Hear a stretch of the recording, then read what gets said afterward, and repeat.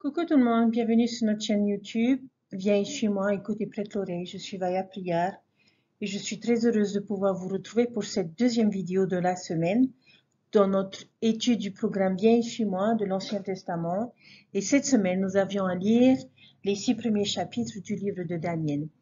Dans notre première vidéo, nous avons fait la connaissance de 4 jeunes gens extraordinaires et des épreuves et de ce qu'ils ont dû subir pour avoir choisi de rester fermes et fidèles à leurs alliances. J'espère, chers frères et sœurs, que vous avez été fortifiés par leur expérience et que vous avez pu apprendre de chacun d'eux, de ce qu'ils nous ont enseigné et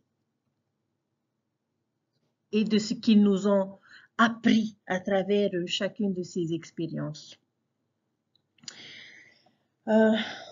Aujourd'hui, j'aimerais principalement me concentrer sur le chapitre 2 de Daniel, où l'on a l'histoire fantastique de Daniel interprétant le rêve de la grande image de Nebuchadnezzar. Tout d'abord, nous connaissons la partie de l'histoire où Daniel est capable de dire au roi de quoi il s'agissait sans même qu'il le révèle, là où les autres magiciens et astrologues du roi ne le peuvent pas. On lui a donné l'occasion d'interpréter un songe du roi, Nebuchadnezzar. Et il a demandé à Dieu de lui révéler ce songe et son interprétation. Et bien évidemment, sa prière fut exaucée. Il a dit à Nebuchadnezzar, il y a dans les cieux un Dieu qui révèle les secrets et qui a fait connaître au roi Nebuchadnezzar ce qui arrivera dans la suite des temps. Voici les visions que tu as eues sur ta couche.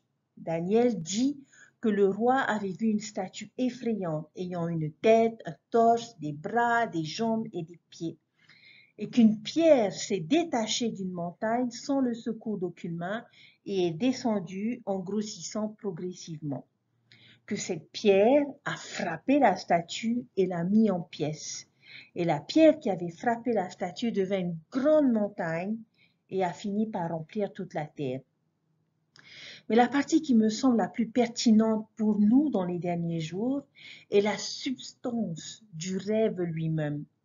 Le rêve de la grande image renversée et détruite par la pierre taillée dans la montagne sans aucune main qui roule et qui gagne en vitesse et en taille jusqu'à remplir toute la terre. Nous avons l'histoire de la prophétie que Joseph Smith accomplit dans cette petite école en rondin de Kirtland. Imaginez un instant le prophète Joseph Smith faisant cette prophétie alors que toute la direction de l'Église pourrait tenir dans l'espace, dans le tout petit espace de cette cabane en rondin. Quelle était cette prophétie? Le prophète Wilford Woodruff a décrit ce qui s'est passé. Il a dit: le prophète a demandé à tous les détenteurs de la prêtrise de se rassembler dans la petite école en rondin qui se trouvait là. C'était un petit bâtiment d'environ 18 mètres carrés. Lorsque nous fûmes rassemblés, le prophète invita les anciens d'Israël à rendre témoignage de cette œuvre. Quand ils eurent fini, le prophète dit: mes frères, j'ai été très édifié et j'ai beaucoup appris de vos témoignages de ce soir. Cependant, je tiens à vous dire, devant le Seigneur, que vous n'en savez pas plus sur la destinée de l'Église et du royaume qu'un nourrisson dans le giron de sa mère. Vous ne la comprenez pas. Ce soir, vous ne voyez qu'une petite poignée de détenteurs de la prêtrise, mais cette Église remplira l'Amérique du Nord et du Sud. Elle remplira la terre. Quand on entend cette prophétie, maintenant, je dirais que c'était une déclaration incroyablement audacieuse pour Joseph à faire, surtout dans les circonstances dans lesquelles il se trouvait.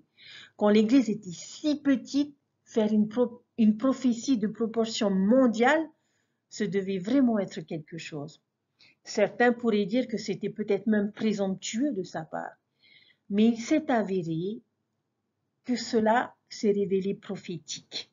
Ces prophéties selon lesquelles le royaume de Dieu, comme une pierre détachée de la montagne, Sans le secours d'aucune main remplirait la terre. Le nom de Joseph Smith serait connu partout dans le monde et l'Église remplirait les Amériques et le monde entier. Et ce genre de prophéties ont pu sembler risibles il y a 170 ans. Le petit groupe de croyants vivotant sur la frontière américaine et qui essayaient de fuir pour échapper aux persécutions n'avait pas du tout l'air d'être le fondement d'une religion qui allait traverser les frontières et pénétrer les cœurs partout. Qu'est-ce que cela, chers frères et sœurs, a à voir avec le rêve de Nebuchadnezzar?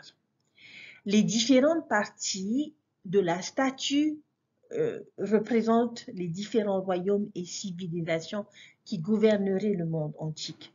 De haut en bas, il symbolise l'ordre des civilisations conquérantes dans l'ancien monde. La tête d'or représentait Babylone. Le coffre en argent représentait la Perse qui prendrait le contrôle du royaume babylonien du vivant de Daniel. Le ventre d'airain serait la Grèce, les jambes de fer seraient Rome, et les pieds de fer et d'argile seraient les pays et les nations divisées d'Europe et du monde. Vraiment, juste après la chute de Rome. Mais qu'est-ce que c'était que cette pierre qui roule? Qu'est-ce que cette pierre représente?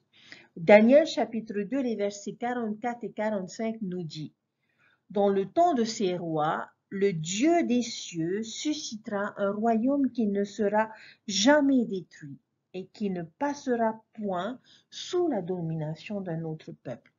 Il brisera et anéantira tous ces royaumes-là et lui-même subsistera éternellement. C'est ce qu'indique la pierre que tu as vue se détacher de la montagne sans le secours d'aucune main et qui a brisé le fer, l'airain, l'argile, l'argent et l'or. Le grand Dieu a fait connaître au roi ce qui doit arriver après cela. Et le songe est véritable et son explication est certaine. Cette pierre représente, chers frères et sœurs, l'Église restaurée et le royaume des derniers jours de Sion. Mais cette prophétie est certainement en cours de réalisation. Ce qui a commencé si petit en 1830 a continué de croître de façon exponentielle depuis lors.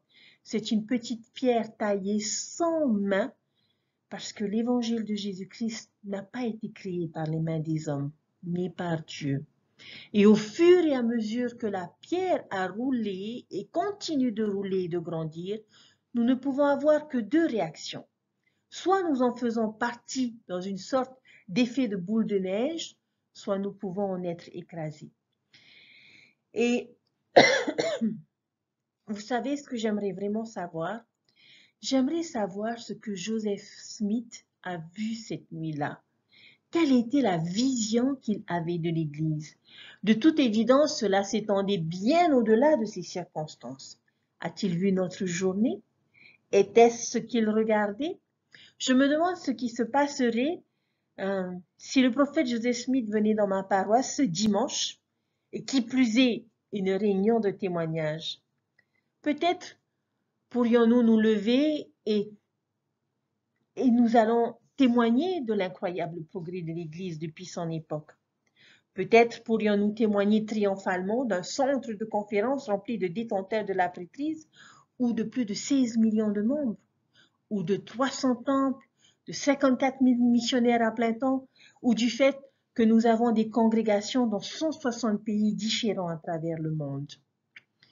Maintenant, je ne suis pas sûre, mais je me demande simplement si Joseph monterait également à l'estrade, à la chaire, et dirait: frères et sœurs, j'ai été très édifié et instruit par vos témoignages ici aujourd'hui.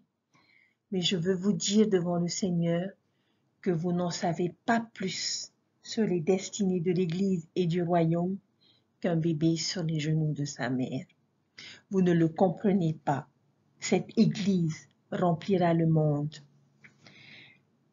Que ressentiriez-vous, chers frères et sœurs? Qu'a-t-il réellement vu cette nuit-là?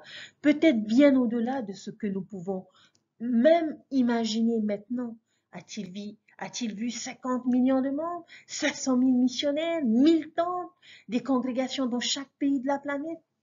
Je ne sais pas. Mais j'imagine que nous serions très surpris si nous pouvions puiser dans cette vision de 7000 dans cette petite école en rondin de 14 pieds sur 14 pieds dans la ville obscure de Kirtland en Ohio en 1834. Chers frères et sœurs, cette œuvre du Seigneur est vraiment grande et merveilleuse. Je dirais qu'elle est majestueuse, mais elle va de l'avant à l'insu de beaucoup des dirigeants des mondes politiques, culturels et universitaires. Elle progresse dans un cœur, dans une famille à la fois, silencieusement et discrètement, son message bénissant les gens de partout. Il y a un verset du livre de Mormon qui révèle une clé de la croissance miraculeuse de l'Église à notre époque. Et de plus, je te dis que le temps viendra où la connaissance d'un Sauveur se répandra parmi toutes les nations, tribus, langues et peuples. Chers frères et sœurs, notre message le plus important que nous sommes divinement chargés et qu'il nous est commandé de partager partout dans le monde est qu'il y a un Sauveur. Il a vécu au midi des temps, il a expié pour nos péchés, il a été crucifié et il est ressuscité. Et ce message sans pareil que nous proclamons avec l'autorité de Dieu est la véritable raison de la croissance de cette Église. Je témoigne qu'il est apparu avec son Père à notre prophète Joseph Smith. Sous la direction de son Père, il a rétabli son évangile sur la terre. Il a envoyé à nouveau des apôtres, des prophètes et les clés de la prêtrise sur la terre. Il dirige son Église par l'intermédiaire d'un prophète vivant, le président Russell M. Nelson. Son Église est cette pierre détachée de la montagne sans le secours d'aucune main qui remplit toute la terre. Je suis reconnaissante vis-à-vis du prophète Joseph Smith et nous pouvons voir avec émerveillement son nom honoré et oui, même insulté encore davantage sur la terre. Mais nous sommes pleinement conscients que cette grande œuvre des derniers jours n'est pas l'œuvre d'un homme, mais c'est l'œuvre de Dieu, le Tout-Puissant et de son Fils, le Prince de la paix. Et je témoigne que Jésus-Christ est le Sauveur. Et comme vous, je suis frappée d'étonnement et d'admiration en voyant cette œuvre avancer miraculeusement, merveilleusement et irrésistiblement. Le temps est venu où la connaissance d'un Sauveur se répand parmi toutes les nations, tribus, langues et peuples.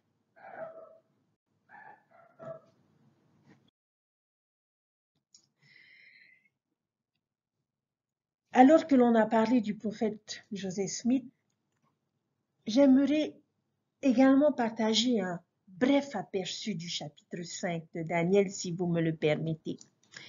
Il contient certaines des plus grandes descriptions du rôle d'un prophète. Permettez-moi de vous partager quelques-uns. Cela vient de l'histoire où Daniel interprète l'écriture sur le mur écrite par des doigts célestes. Et quand le peuple n'est pas capable de comprendre l'écriture, la reine rappelle la capacité de Daniel à interpréter les choses célestes. Elle décrit donc qui est Daniel et ce qu'il peut faire. Et elle dit dans les versets 11 et 12, « Il y a dans ton royaume un homme qui a en lui l'esprit des dieux saints.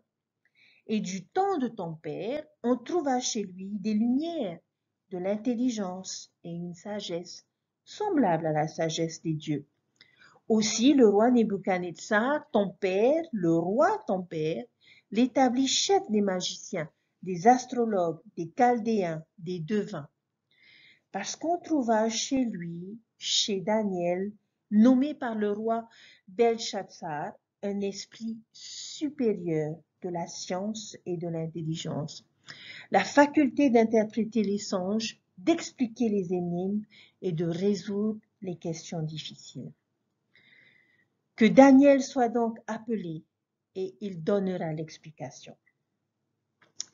Chers frères et sœurs, j'aimerais vous témoigner qu'il y a un homme, des hommes à Salt Lake qui, comme Daniel, ont l'esprit des dieux saints en eux, qui ont la lumière, l'intelligence et la sagesse, comme la sagesse des dieux, qui ont d'excellents esprits, la connaissance et la compréhension. Des hommes, un homme qui peut interpréter les rêves, qui partage des vérités parfois difficiles à entendre et qui peuvent dissoudre les doutes. J'aime particulièrement ce dernier. Les prophètes et les apôtres peuvent dissoudre nos doutes. Récemment, notre président Pieux nous a invité les jeunes adultes lors d'une réunion de scène spéciale à relire les discours de conférence générale du président Nelson depuis qu'il a été appelé et soutenu en tant que président de l'Église. Une invitation que j'ai moi-même acceptée et suivie. Ces relectures m'ont beaucoup aidé, particulièrement où j'en avais besoin et que j'étais personnellement en proie à des incertitudes, de la déception et des doutes. Mais je vous témoigne que pouvoir relire ces discours et entendre mon prophète me dire « Je prie pour vous, je vous supplie, je vous exhorte, je vous invite, je vous promets, je pleure, mon cœur se serre, je vous bénis, je me sens poussée ». Toutes ces expressions et tous ces mots m'ont beaucoup fortifié. Je vous invite à relire chacune des promesses qu'il nous a faites et je vous témoigne que vos doutes disparaîtront et que vous aurez plus de paix, de confiance en vous, de la joie et du repos. Chers frères et sœurs, toutes ces choses sont vraies. Nous pouvons soutenir et nous tourner vers notre prophète pour obtenir des conseils et de l'aide. Nous pouvons faire confiance à leur lumière, à leur compréhension et à leur sagesse au lieu des magiciens, des astrologues et des devins du monde. Président Russell M. Nelson a été très bien préparé et spécialement formé par le Seigneur pour nous diriger à cette époque. C'est une grande bénédiction que Russell M. Nelson, notre président, soit notre prophète aimant et dévoué, le 17e président de l'Église en cette dernière dispensation. Il a mis fin à sa carrière professionnelle, a passé à renforcer et réparer des cœurs et a commencé un ministère apostolique consacré à fortifier et réparer les cœurs de centaines de milliers de personnes dans le monde entier. Chacune ayant été édifiée par ses paroles et ses actes empreints de sagesse et inspirée par un esprit de service et d'amour édifiant. Je sais et je témoigne qu'il est la personnification d'un cœur chrétien et un exemple pour nous tous. Grâce à lui, nous apprenons que quelle que soit la situation dans laquelle nous sommes, notre conduite et notre cœur peuvent se conformer aux principes de l'évangile de Jésus-Christ. Président Russell M. Nelson est le porte-parole vivant du Seigneur pour toute l'humanité. Et je prie que chacun de vous puissiez avoir ce témoignage. La dernière partie du livre de Daniel, notamment les chapitres 7 à 12, contiennent les visions de Daniel des derniers jours et particulièrement de la seconde venue. Ces chapitres rappellent beaucoup l'image et le symbolisme que nous trouvons dans le livre de l'Apocalypse et qui peuvent être parfois un peu difficiles à interpréter. En fait, nous savons que Jean le bien-aimé s'est inspiré du livre de Daniel lorsqu'il a écrit l'Apocalypse. Nous allons avoir l'occasion de voir ce genre de prophétie dans les écrits de certains des derniers prophètes de l'Ancien Testament et nous reviendrons peut-être sur ces derniers chapitres de Daniel lorsque nous couvrirons leurs enseignements. Ézéchiel a eu aussi ce genre de prophétie dans son livre que nous n'avons pas pris le temps d'étudier la semaine dernière. Mais j'espère sincèrement pouvoir revenir sur ces choses dans une prochaine leçon. Mais je vous assure que ces chapitres valent vraiment la peine que nous les lisions et que nous les comprenions. Chers frères et sœurs, c'est sur ces choses que je vais finir ma vidéo aujourd'hui. Une vidéo bien courte, mais où j'aimerais que l'on retienne deux choses essentielles, chers frères et sœurs. La vision du roi Nebuchadnezzar, qui a été interprétée par Daniel, témoigne de ce dont nous sommes témoins aujourd'hui, de la progression de l'Église de Jésus-Christ sur cette terre, aujourd'hui et dans ces derniers jours.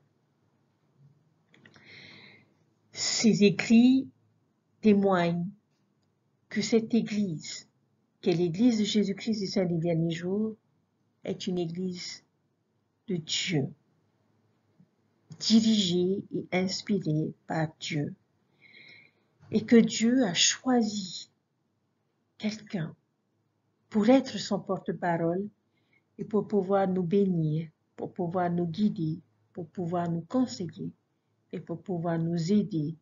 Cette sentinelle qu'il a placée sur une tour pour nous avertir des dangers.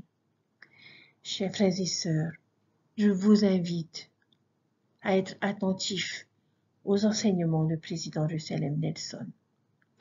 Je vous invite à les lire, à les méditer et à prier le Seigneur pour savoir si ces choses sont vraies. Et lorsque vous obtiendrez le témoignage que ces paroles sont vraies, je vous invite à les mettre en application dans votre vie immédiatement, sans réfléchir, sans vous poser de questions. Et je vous témoigne que si vous le faites, vous trouverez la paix, la joie, le réconfort que vous pourriez avoir besoin dans votre vie. Et quels que soient les vents et les tempêtes qui surgiront, vous serez comme ces jeunes gens, fermes à vous tenir droit sur le chemin des alliances que vous avez choisi de suivre, à être fidèles à vos alliances pour pouvoir bénéficier du pouvoir du Sauveur Jésus-Christ.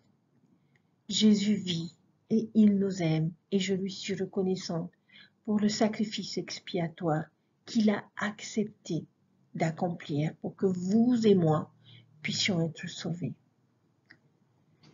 Puissions-nous faire partie de ceux qui ne sont pas écrasés par cette pierre qui roule et qui s'est détachée de la montagne, mais que nous puissions ne former qu'un avec tout le reste pour continuer à toucher et à atteindre d'autres personnes qui ont besoin de cet évangile dans leur vie. Je prie notre Père Céleste que nous soyons bénis et que nous puissions comprendre notre part dans cette œuvre. Je vous témoigne que Dieu vit et qu'il nous aime et qu'il a besoin de chacun d'entre nous. Et je vous laisse toutes ces choses au nom de Jésus-Christ. Amen. Je vous souhaite un bon week-end de jeûne. Prenez soin de vous et je vous dis à très bientôt. Bye.